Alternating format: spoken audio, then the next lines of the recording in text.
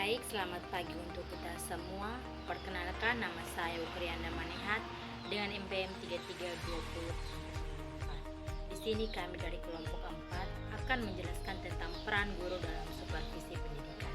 Supervisi adalah usaha pemberian bantuan kepada guru dan guna meningkatkan mutu proses dan hasil belajar mengajar, atau bisa juga pembinaan yang berupa bimbingan.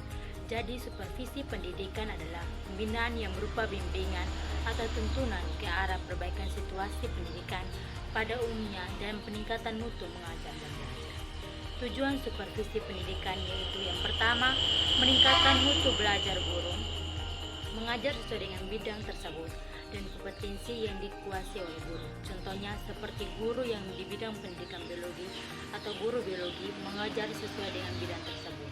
Yang kedua, meningkatkan keefektifan kurikulum, meningkatkan hasil belajar siswa dan membantu siswa dalam mengukur pengalaman belajar. Yang ketiga, meningkatkan keefektifan dan keefisien sarana dan prasarana seperti mencapai tujuan organisasi sekolah dan peningkatan mutu belajar siswa dan sarana prasarana untuk membantu seperti perpustakaan. Yang keempat, meningkatkan kualitas pengelolaan sekolah seperti peningkatan dalam pemakaian metode dan kurikulum yang digunakan agar proses pembelajaran di sekolah berjalan dengan baik. Yang kelima, meningkatkan kualitas situasi umum sekolah. Dalam sebuah lembaga harus ada kedamaian, ketenteraman, dan ketenangan agar bisa nyaman menerima pelajaran dari bapak ibu guru. Baik, yang kedua adalah fungsi supervisi. Nah, supervisi di sini terbagi atas 7 bagian.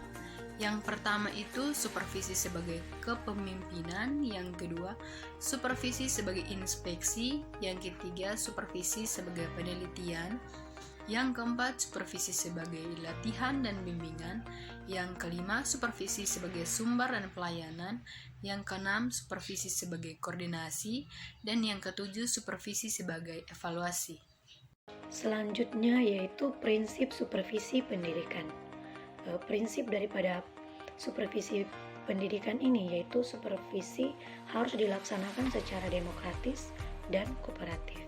Kemudian supervisi ini bersifat kreatif dan konstruktif. Selanjutnya supervisi ini harus saintifik dan efektif. Kemudian supervisi ini harus memberikan perasaan aman pada guru. Lalu supervisi ini harus berdasarkan pada kenyataan dan supervisi ini harus memberi kesempatan kepada supervisor dan guru untuk mengadakan self-evaluasi atau evaluasi diri. Selanjutnya yaitu peranan guru dalam pelaksanaan supervisi pendidikan. Guru sebagai pemeran utama program pendidikan dan pembelajaran karena guru merupakan personal sekolah yang berinteraksi langsung dengan siswa dalam kegiatan mendidik dan mengajar. Gurulah pelaksana terdepan pendidik siswa di sekolah. Oleh sebab itu, berhasil dan tidak berhasilnya seorang siswa itu tergantung dari upaya peningkatan kualitas pendidikan yang banyak ditentukan oleh kemampuan yang ada pada guru dalam mengembangkan tugas pokok sebagai pengelola kegiatan pembelajaran di sekolah. Materi tentang implementasi guru sebagai supervisor. Nah, sebagai seorang guru, kita perlu menyadari bahwa pertumbuhan dan pengembangan profesi adalah suatu keharusan yang perlu dikembangkan untuk mendapatkan output terbaik dan pendidikan berkualitas. Oleh sebab itu, guru perlu terus-menerus belajar dan mencari informasi terbaru untuk mengembangkan ide-ide kreatif sehingga suasana belajar di dalam kelas selalu menyenangkan baik bagi guru maupun bagi siswa.